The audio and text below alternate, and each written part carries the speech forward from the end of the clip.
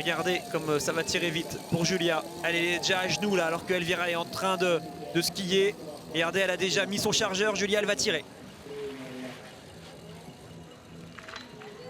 C'est ces balles qu'on entend là au fond du pas de tir. On n'a pas forcément la simulation parce qu'on ne peut pas mettre toutes les cibles, donc on met les 15 premières seulement. Et elle a terminé son tir. Julia Simon, elle va se relever. Alors malheureusement, elle va devoir aller sur l'anneau de pénalité, mais seulement pour un tour, alors que Elvira Auberg tire à peine sa première balle. Attention à Lou qui s'est fait surprendre avec sa première balle. Il y aura des erreurs pour Elvira. C'est Preuss qui va peut-être bien s'en sortir. Non, il y aura des erreurs aussi. Elle va faire une belle opération, hein, Julia, grâce à ce tir rapide. Malgré un tour, elle va ressortir avec celles qui auront fait un 0 faute. Ce sera le cas de Anderson et de Jeanne. Jeanne Richard, 0 faute. Justine Brezas-Boucher également. Alors Justine va passer en tête, on vient de le voir avec 3 secondes d'avance sur Vanessa Voigt.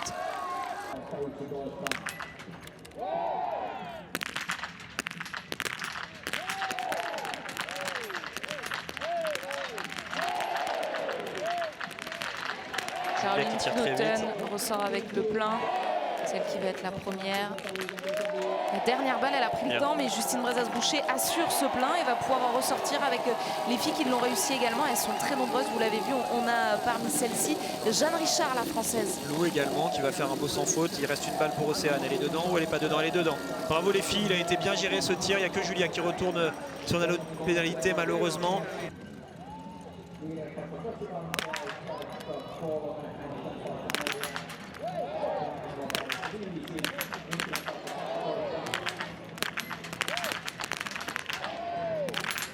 Justine Brezas-Boucher coince avec 2 erreurs. Est-ce que Dorothée Avirard va en profiter? Oui, l'Italienne va ressortir en première position. Qui pour l'accompagner, ça tire mal derrière elle, sauf pour Anna Magnusson et Franziska Preuss. Ouais, ça va partir sans les Françaises ce coup-là, puisqu'elles vont toutes sur l'anneau de pénalité. Seule Julia arrive à faire un superbe sans faute, un tir très rapide. Océane aussi va aller sur l'anneau de pénalité. Julia est en train de s'accrocher. Julia se bat bien sur cette course. On sent que physiquement c'est compliqué, mais elle s'accroche. Elle essaye de rester dans les skis d'Anna Magnusson.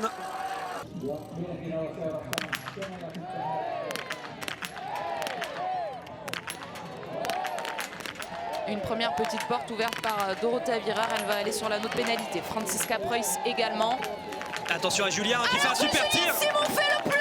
La Française va ressortir en première position, accompagnée par Elvira Auberg et Anna Magnusson.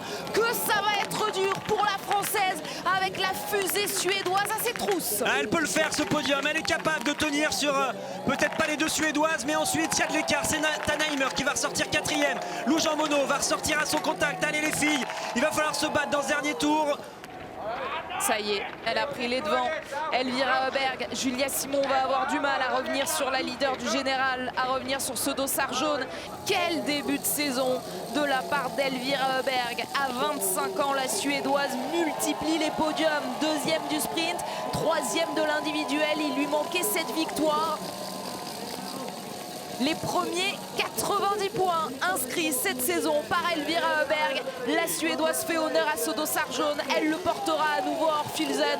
Première victoire de la saison pour Elvira Auberg. La 2e place est assurée par Julia Simon. On l'a vu, les couleurs retrouvées par Julia. Et derrière, Franziska Preuss, Tannheimer, Voigt.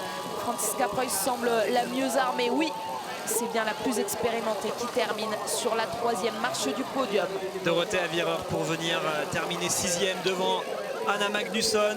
Et ça aurait été un peu court dans ce dernier tour pour Lou Jean Monod qui fait quand même un très bon début de saison, qui se replace, qui restera bien positionné au niveau du classement général de cette Coupe du Monde.